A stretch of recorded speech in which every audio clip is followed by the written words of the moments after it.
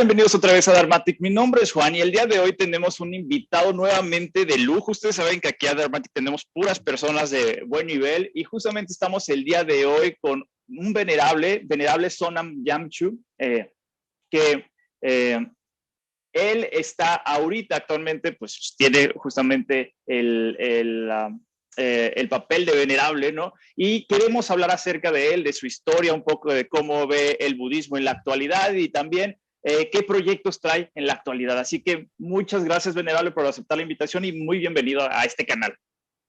Hola, muchas gracias por invitarme. La verdad es que estoy contento de venir aquí porque consumo los vídeos regularmente, son muy interesantes. Y da un poco de miedo venir justo después de Agustín Paniker, que la verdad, el que pueda, que vea la entrevista porque es muy interesante. Y yo conocía su editorial, pero no a él. Y sin palabras, la verdad.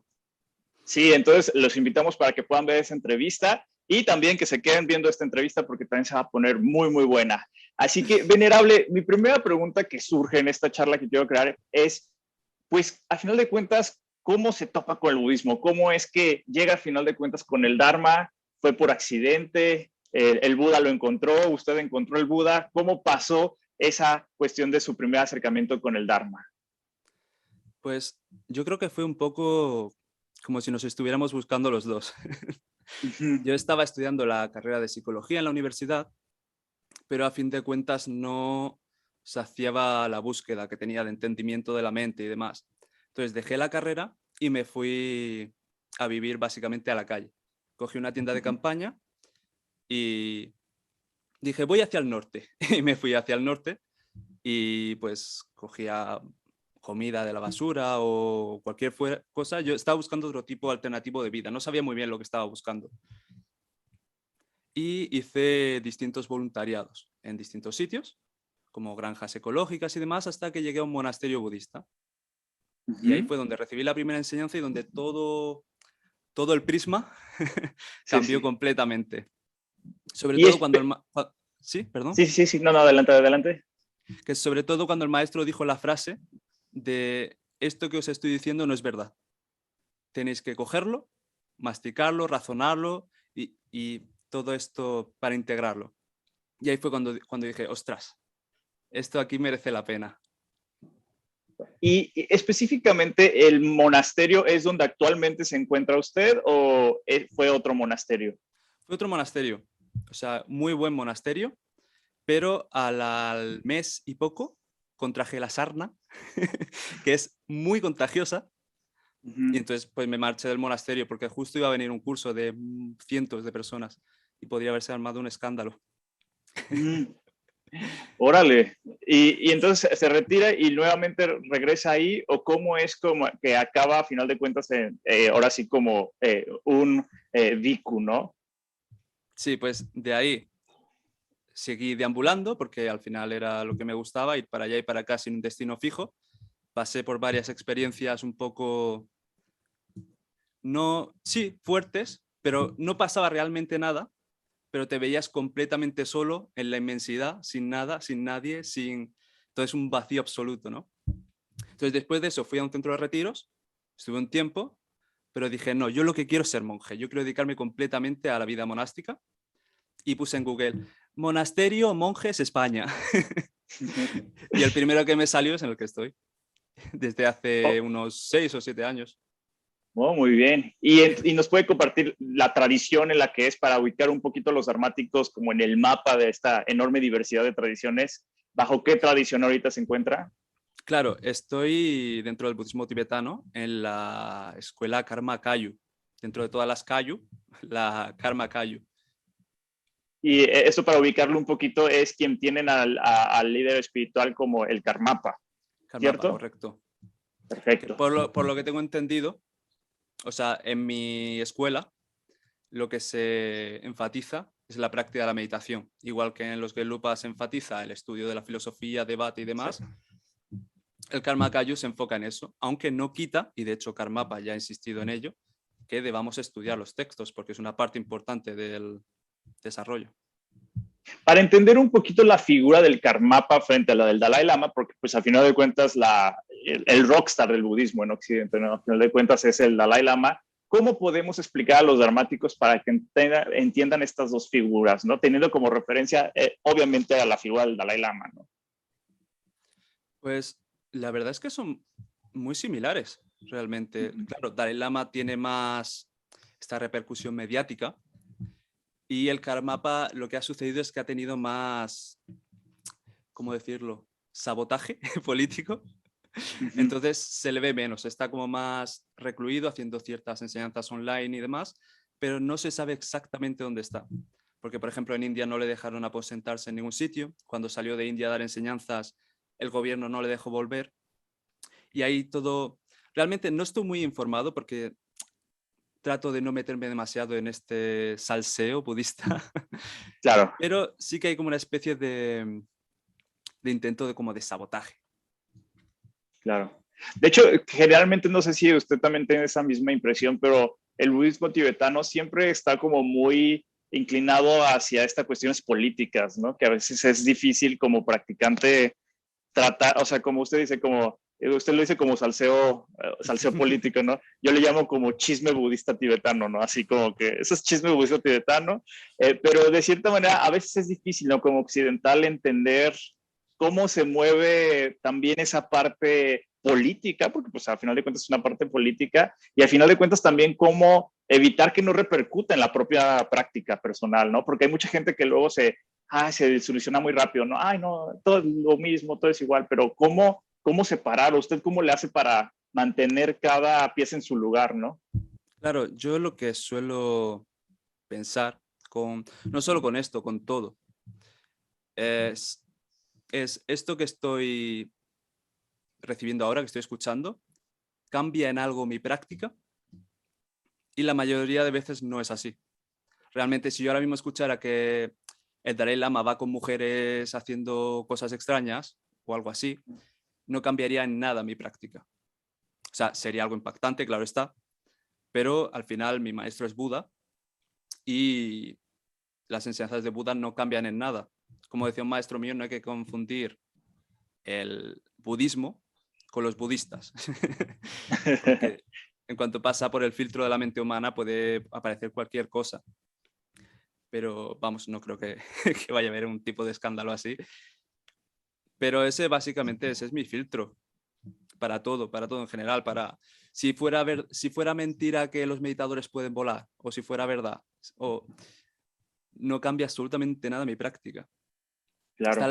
Está la historia esta, seguro que la conoces, del Buda, que fue una asceta a decirle, después de tantos años meditando en la montaña y practicando, mira, puedo caminar sobre las aguas y cruza el río.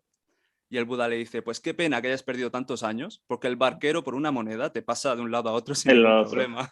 Sí. Sí, y esta parte es muy importante porque sí estamos dentro de Occidente, no sé si comparte esta visión, como acostumbrados mucho al esperar que una institución nos brinde esta enseñanza o la práctica, ¿no?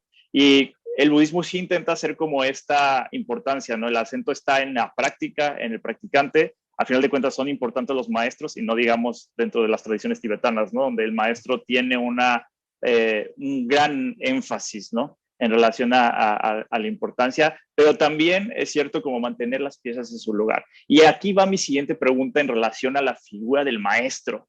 Este tema de la figura del maestro es algo como incluso se me hace como hasta controversial un poco en Occidente, ¿no? Justamente partiendo de ese contexto que hablo, ¿no? A final de cuentas, ¿usted cómo nos explica toda esa cuestión que se describe como un alma libre, ¿no? A final de cuentas, ¿no? Bueno, un alma entre comillas, porque ya sabemos todas las implicaciones filosóficas que tiene eso, pero es solamente una expresión, pero a final de cuentas, un espíritu libre, por llamarlo así. ¿Cómo lidia esa cuestión, ¿no? De esta figura del maestro, a final y sobre todo tan marcados en el budismo tibetano, ¿no?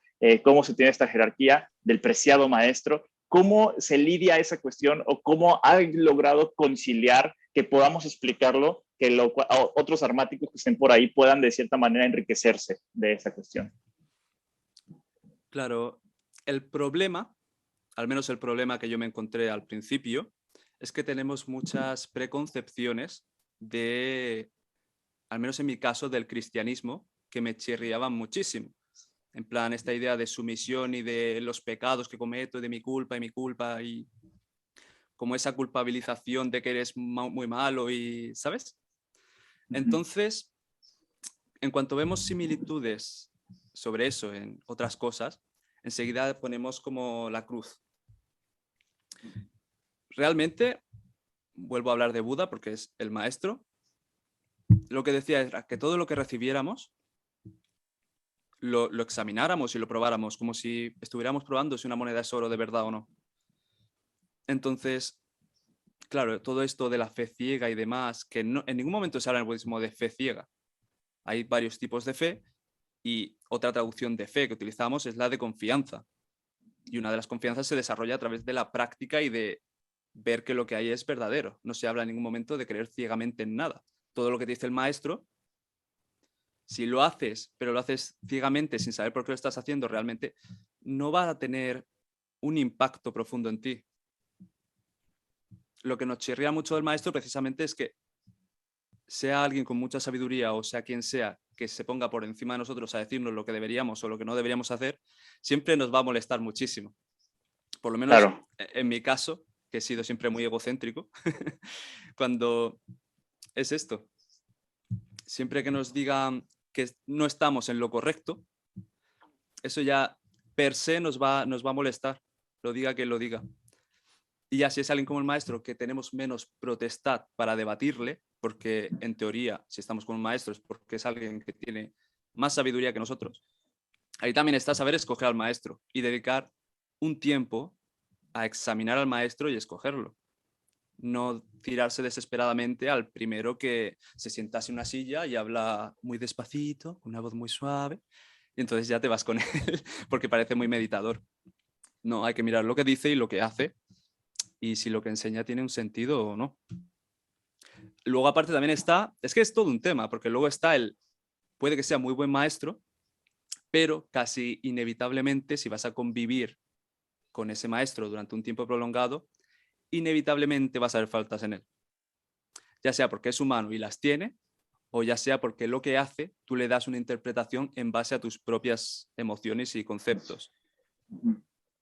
Entonces, todo un tema. ¿Cuándo sabes cuando un maestro está haciendo algo con sabiduría y cuando lo está haciendo sin ella, por egocentrismo? Pues no lo sabes. Pero para ti es más útil pensar que si ya has escogido un buen maestro y tienes confianza en él y tienes la elección de elegir una cosa u otra, elige la que sea más beneficiosa para tu camino y tu práctica, siendo consciente de que proyectas muchas cosas y que no lo sabes realmente.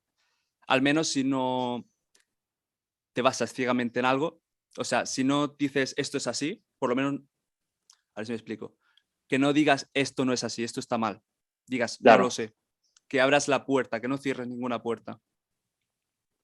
Y a final de cuentas también tener el punto de referencia del Buda, ¿no? Es como muy importante no perder también esta figura, ¿no? O sea, porque a veces, incluso una de las grandes críticas que se le hace luego al budismo tibetano, ¿no? Lo llaman hasta despectivamente un poco lamaísmo, ¿no? Así como le suelen poner, ¿no? Esta es una religión de los lamas, no del Buda, ¿no?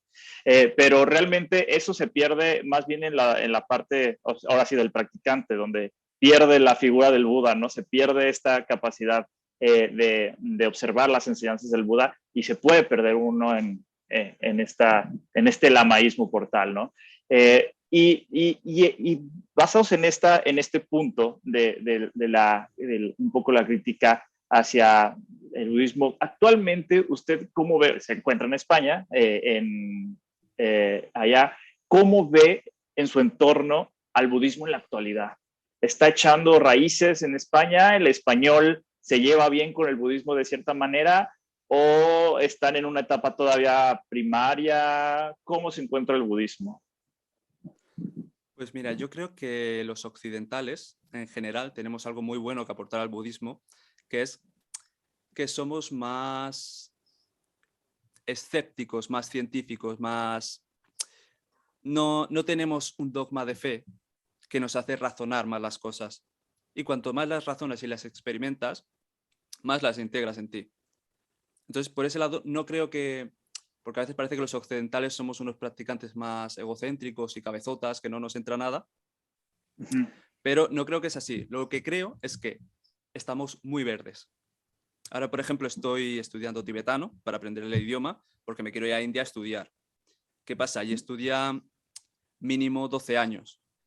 Aquí vamos a 3 clases de Dharma y nos creemos eruditos panditas, ¿no? Sí, Entonces, realmente estamos muy verdes. Y se estudia, yo creo que se estudia poco en realidad. Se va a muchas enseñanzas, se coge toda esta parte, pero el hecho de estudiar y lo que precede a estudiar, que es la reflexión y la meditación para integrar esto,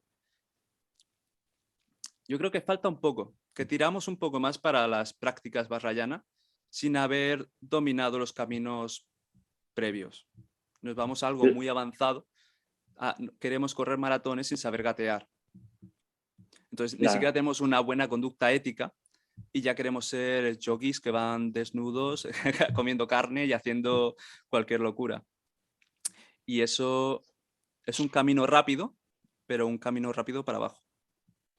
Claro, claro.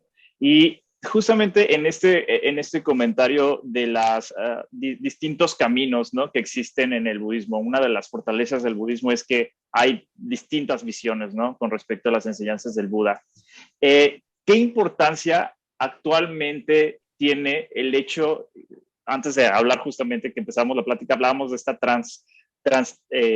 tradicionalidad, ¿no?, que mencionábamos ahí con Agustín Paniquera? Entonces, ¿qué importancia o qué ventajas hay en la posibilidad que el día de hoy, que usted es un venerable dentro del budismo tibetano, tiene la posibilidad ahora sí de ver un poquito qué está pasando en el Zen, ver un poquito los maestros Theravadas, qué importancia o cómo suma esto a su práctica personal, ¿no?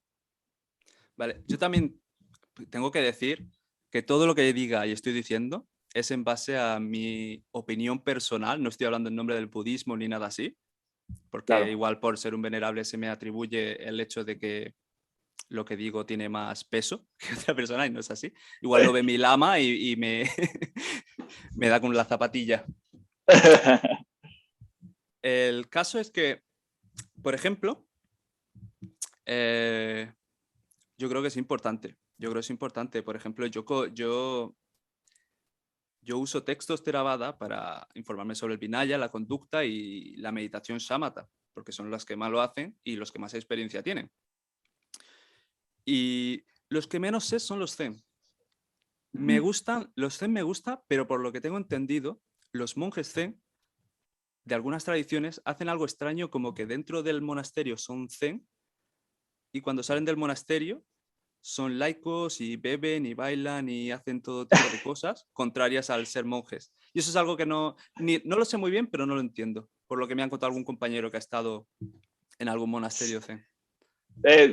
Algo así, bueno, no del todo así, pero más bien el Vinaya históricamente en Japón se modificó, ¿no? Con algunas irrupciones del propio gobierno, ¿no? Decretos del parte de la Casa Real y toda esa cuestión. Entonces hubo una gran modificación en el Vinaya de los monjes, como por ejemplo, durante un tiempo tuvieron prohibido el celibato, por lo mismo de que había muy pocos japoneses. Entonces sí ha habido una gran su Vinaya, digamos que ha sido muy intervenido, aunque el Vinaya en general es un tema porque también ha habido muchas veces intervenciones, sí tiende a ser un Vinaya muchísimo más intervenido que a lo mejor otros tipos de Vinaya. Y de hecho hay que recordar, por ejemplo, incluso esta misma figura un poco del monje laico, por llamarlo así, o bueno, un monje que tiene ciertas reglas distintas al monacato, muy al estilo del budismo temprano. También se ve, por ejemplo, en algunas escuelas o corrientes del budismo tibetano, incluso en algunos otros reflejos de otras tradiciones también se va, o sea, no es exclusivo del Zen. Ahora, de eso a que haya monjes bastante laxos y que eso es otra cuestión, ¿verdad? O sea, como aquel monje que tiene un bar, ¿no? En un templo, una cosa así, ¿no? Digo, Sí. eso ya es estirar mucho la liga, diríamos en México, ¿no? Ya es como, ya en esa Pero cuestión, claro, pero por sí. ejemplo, un compañero que estuvo, que no es monje, es una persona laica, que fue a un monasterio zen, a él le gustaba porque decía que desde su punto de vista, para que los monjes pudieran ayudar al mundo, tendrían que estar dentro del mundo, no deben Uh -huh. separarse completamente de él. Entonces, Uh -huh. yo tampoco tengo la capacitación para juzgar un linaje entero, como Claro, podéis claro, imaginar. Es un comentario que yo a veces pienso que digo, ¿esto por qué será? claro, claro. Pero yo mismo, por ejemplo, eh, claro, yo soy monje, estoy dentro del budismo tibetano, pero también tengo 26 años. O sea, yo he vivido toda la época de... Jope, yo he visto un montón de anime, he jugado un montón de videojuegos, he vivido toda esa vida, ¿no? Claro, Entonces, claro, claro. sí que veo la importancia de no irse completamente, de sí que hacer cosas como la que haces tú en este canal y ser accesible, por así decirlo. Sí que me gusta el hecho de lo que hacen muchos maestros, que es dar enseñanzas, irse de retiro unos cuantos años para formarse y para seguir creciendo y luego seguir. O sea, se desvinculan pero temporalmente, no abandonan a su suerte a los pobres seres que Sí, estamos claro. aquí perdidos. Y esta es parte de la modernidad, por llamarlo así, ¿no? Porque luego también a veces, no sé, existen estos tipos de voces que dicen, ¿no? Como de, en el pasado estábamos mejor, ¿no? En la actualidad estamos peor, ¿no? En esa cuestión. ¿Realmente usted piensa que es así o realmente cree que estamos en una oportunidad de oro, ¿no? Porque yo he escuchado ambas voces, ¿no? Tanto los que dicen, no, es que qué envidia estar en la antigüedad y toda esa cuestión, pero hay otros que dicen, no, o sea, el día de hoy tenemos la capacidad, por ejemplo, de entablar este tipo de conversaciones donde antes era impensable, ¿no? En relación a esa cuestión. Entonces, ¿en qué momento estamos parados? Como quien dice, ¿la modernidad le ayuda al budismo o la modernidad va en contra del budismo, ¿no? Depende a cuando te refieras con antes. Si con antes te refieres a cuando estaba el Buda, pues estaba mejor antes, sí. Claro, claro. ¿Con antes te refieres a en el feudalismo? Pues igual ahí las personas no tenían. Claro, no sé. Claro, en el Tíbet sí los monjes, pero no tenían las condiciones de salud ni de cultura como para poder practicar correctamente. Entonces, la verdad es que no sabría decirte si antes o ahora, la verdad, porque de hecho antes no habría llegado aquí el budismo tibetano. Claro. Entonces, que a veces lo pienso, ¿cómo estaríamos ahora, no? Si no hubiera llegado el budismo tibetano. Quizás seríamos todos practicantes del Zen o el Theravada. A mí me, Probablemente. a mí me gusta mucho el Theravada. Creo que si no estuviera el budismo tibetano, estaría practicando el Theravada.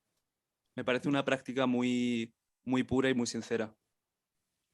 Sí, bastante. Luego los acusan de ser ortodoxos, ¿no? Pero mantienen vivo cierto espíritu, ¿no? Sobre todo la figura del bhikkhu, ¿no? Como que se mantiene muy viva en esa cuestión. Y de ahí va mi siguiente pregunta, ¿no? Bueno, mucho bhikkhu, mucho monje. ¿Y qué onda con los laicos? O sea, y sobre todo porque pues usted vivió la transición, ¿no? De un laico a un monje.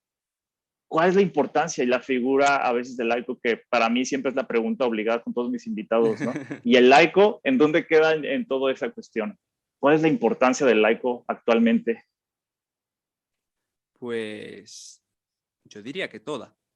De hecho, admiro muchísimo a las personas laicas que son buenos practicantes, porque yo ahora como monje sí que estoy practicando muchísimo, pero en los periodos en los que tenía que trabajar y estar igual 8 horas trabajando, llegaba a casa, yo ya tenía mi práctica y todo, pero pensaba, qué pereza, quiero tumbarme, quiero ponerme a ver la tele, quiero andar, quiero distraerme de algo porque ya estoy cansado.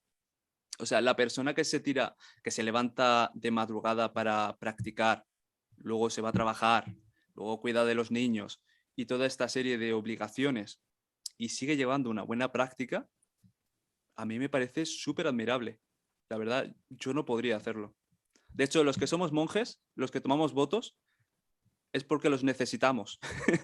Si no necesitáramos los votos, no los tomaríamos. No somos mejores Claro, por claro. tomarlos, somos peores porque por eso los necesitamos. Ya tuvieras una conducta pura, no necesitas tomar votos.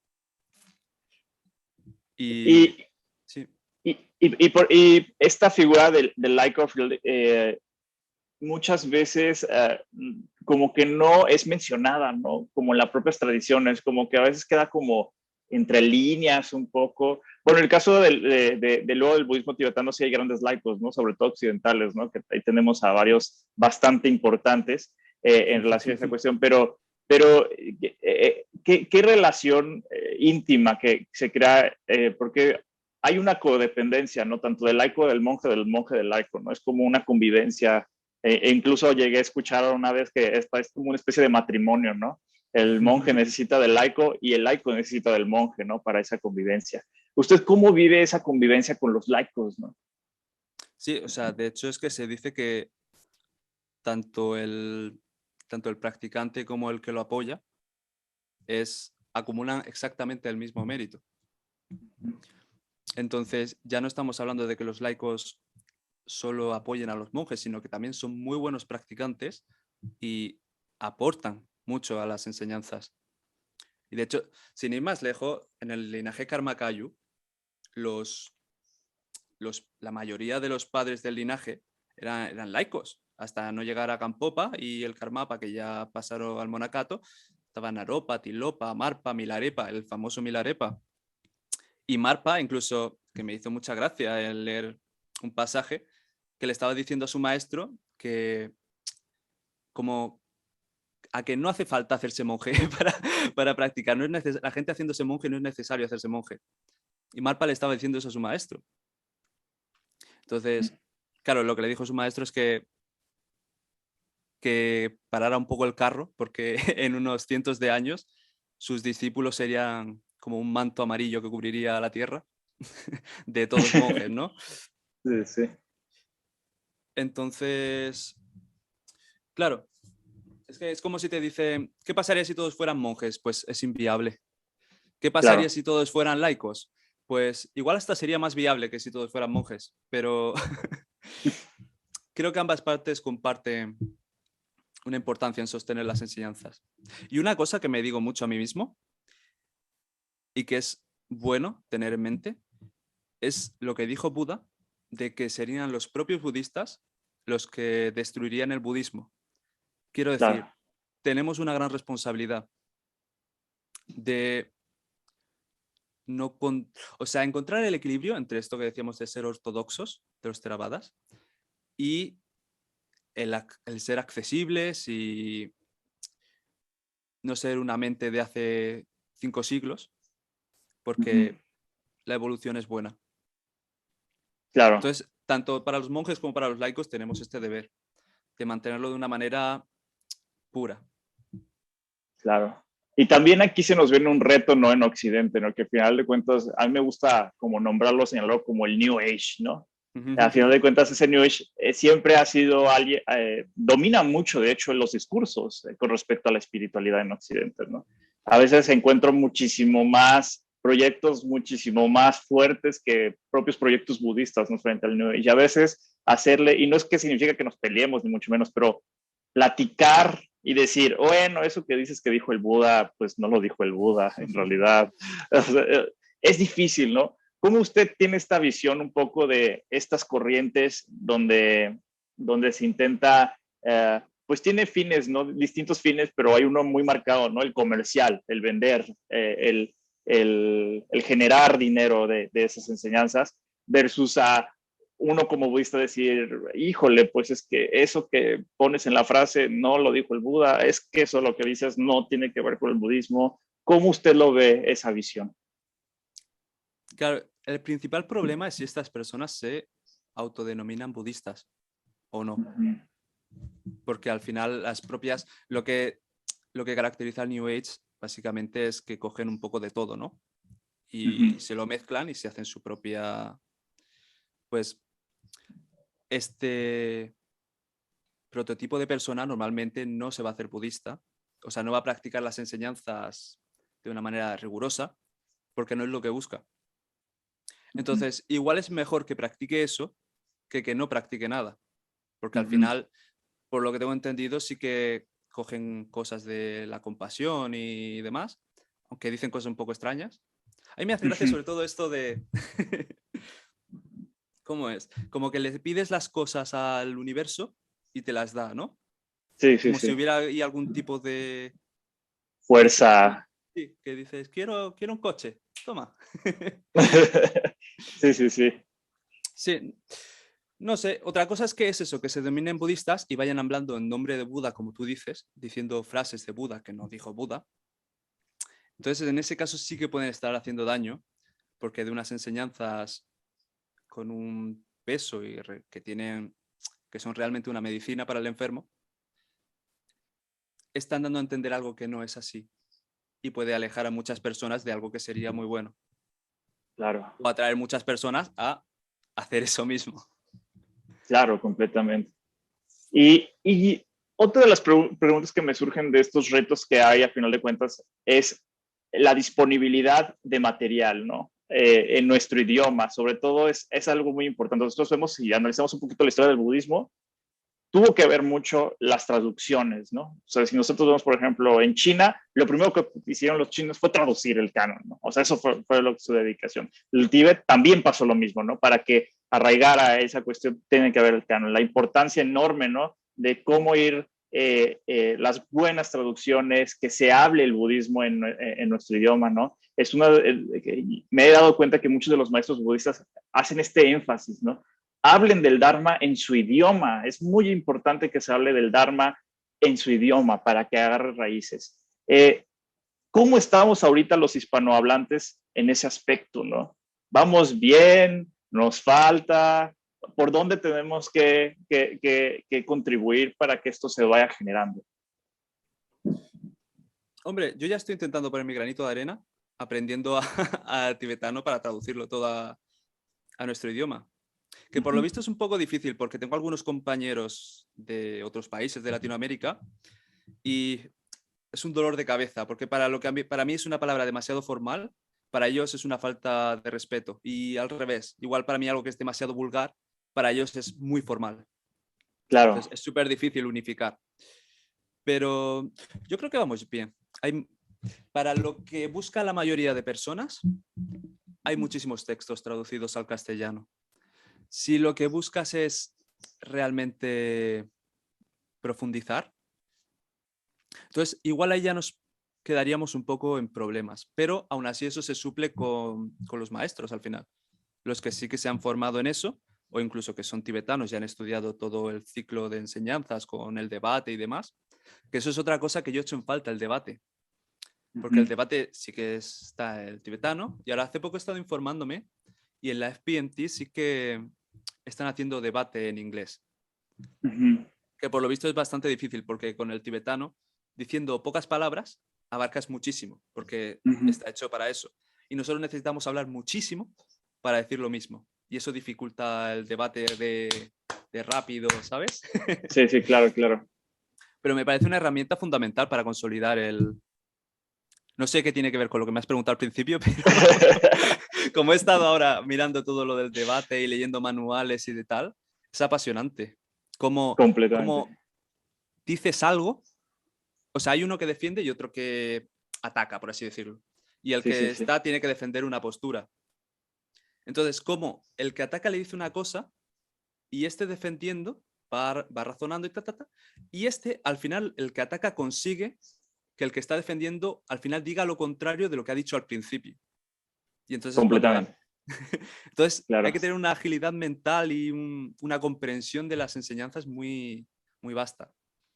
Me Y, apasiona. y, que, y que, sí, es precisamente, y sobre todo hacerle, recordar a los dharmáticos que esta es una de las grandes herramientas que el budismo tibetano lo tiene. O sea, el budismo tibetano tiene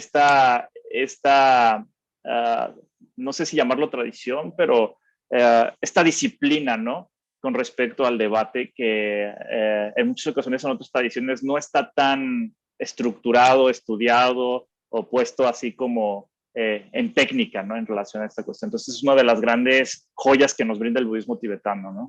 Eso también es muy importante mencionarlo. Y para ir ya un poquito cerrando el tema, porque ya estamos dirigiendo y luego tiene ocupaciones que hacer allá, actualmente usted, ¿qué proyectos se encuentra? ¿Qué está haciendo en relación al Dharma, ¿no? Pues la verdad es que no paro de hacer cosas. O sea, y eso que soy o sea, que en mi centro realmente no estoy dando enseñanzas ni nada así. De hecho, es que no me veo como maestro. Pero, o sea, el principal proyecto ahora mismo es el aprender el tibetano, poder irme a estudiar y volver a España pudiendo instaurar ese programa de estudios formales para que todo el mundo pueda hacerlo sin tener que aprender otro idioma. Ese es el principal. Luego, como ya sabes, también estoy llevando un canal de YouTube, porque no, o sea, mi idea con el canal es no ser un maestro que va a dar enseñanzas, porque no lo soy, sino como un hermano, ¿no? Estoy aquí en un monasterio, no todo el mundo puede estar en un monasterio, aprendo cosas y el canal es como un rincón al que voy y le digo, mira lo que he aprendido hoy, ¿has visto qué guay? ¿Qué Claro, opinas de claro. esto? Mira, dime, o sea, lo que más me gusta es que la gente pueda contradecirme a lo que digo. O sea, eso me parece mágico. De hecho, estoy todo el rato buscando críticas al budismo porque me encanta. Sí, sí, Que he sí, leído claro. una cosa muy rara. Bueno, da igual. Que antes he leído una cosa muy rara, que decía que el Dalai Lama era un Illuminati o algo así. Ah, sí, hay las Sí, teorías de conspiración alrededor del budismo sí, sí, sí. son geniales. Sí, sí, sí. Sí, pero también como que abre la mente, ¿no? Claro, Puedo estar equivocado. Voy a razonar más, que